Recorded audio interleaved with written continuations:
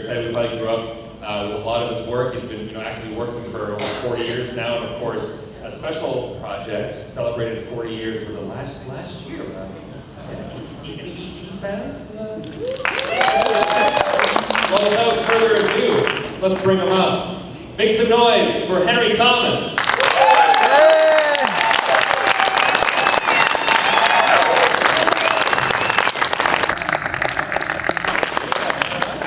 Let's get him a Henry bar. Well, you've been to Niagara Falls, but first time at the con? Are you First time at the con. Do you have like a regular spot in the falls that you like to? Well, You're a House of Mirrors guy, aren't you? No? Funny enough, I know that I filmed a small independent movie here called Niagara in 1996, I believe. 96 or 97. Yeah, and we were here for a couple of days shooting.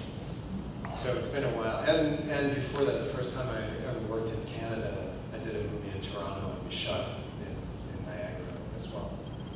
Very cool. So, well, welcome back. We're excited to have you. We've been I've seen so much of you over the last few years. I mean, before we get to, I think, one of the topics everyone's excited to talk about, I covered a press day with the Dr. Sleep crew a couple of years ago. And I remember sitting in that screening in Toronto, the Warner Brothers screening room, and being like, okay, that, first of all, you did a hell of a job as the what do we call it, the bar, what's it credited as? It's not Jack. It's the bartender. It is the bartender. The bartender. It was really just Jack Lloyd and Delbert Grady all combined.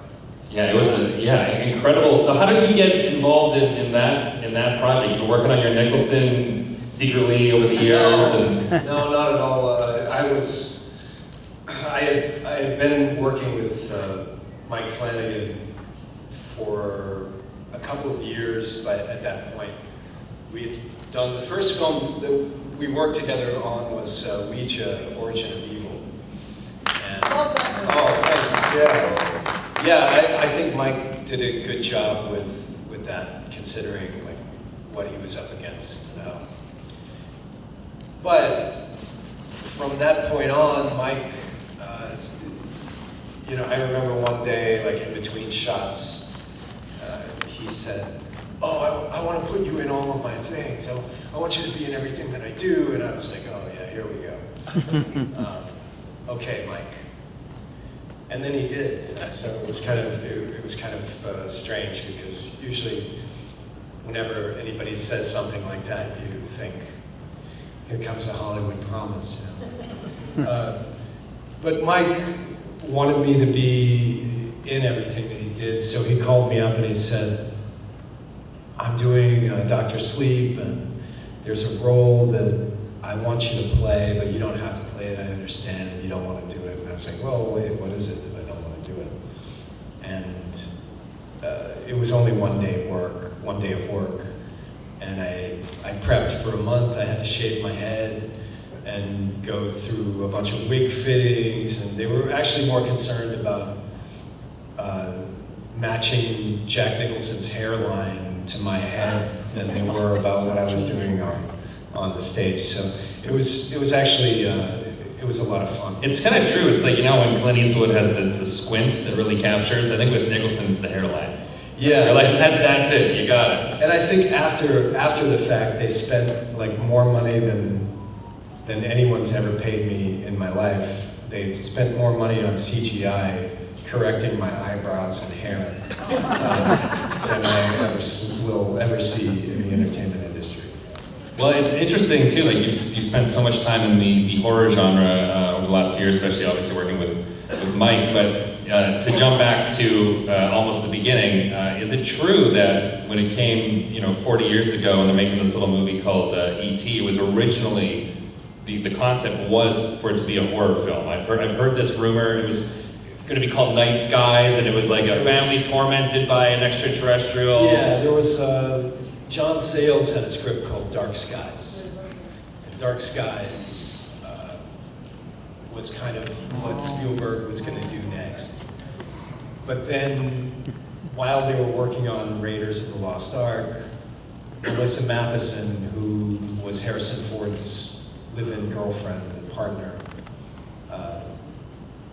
She and Steven started talking about it, and they flipped the script and changed it up, and then Melissa wrote what became E.T. Wow.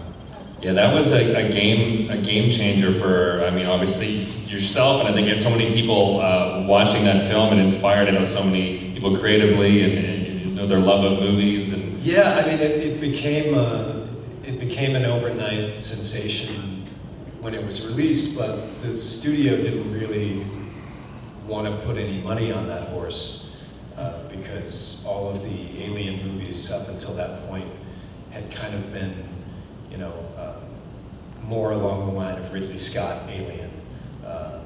You know, that was the big kind of seminal Alien movie, and the studios were kind of reticent to put out this kind of kids movie with a nice alien, and they thought that it was just going to get panned. mm-hmm. So if you watch the first trailer for E.T., it's really ominous and scary. They're like, he was alone, he was 3 million light years from home. You know, and it's really dark, but obviously the film isn't like that. Well, I think it depends on the age you were when you experienced this film. I mean, maybe I speak for more than myself, but I still had nightmares. Well, there was the first act, scene with the tunnels, and then yeah. the doctors are coming in, and there's all that stuff, and then your people are screaming, and I was like, it was a lot to take. Yeah, and Spielberg was only 33 at the time, so I don't think he really had mastered, like, you know, an even tone through any of his productions. Like, they were kind of, like, there were always those moments in all those early Spielberg films where you're like, wait, what movie am I watching now? Suddenly I'm watching, you know, like Jaws again. Yeah. Something, right? What was your reaction to seeing E.T. for the first time? I know, I think when Drew saw E.T., she thought it was a real creature and would talk to it, and they had people, I guess, puppeteering it off camera. Drew was 6, so she hadn't really separated fantasy from reality quite. You know, there's like, as a kid, there's a certain age where, you know, oh yeah, I know, it's all fake. But she was still in that kind of sweet spot where she was coming in and out of reality and fantasy. So yeah, she would talk to E.T.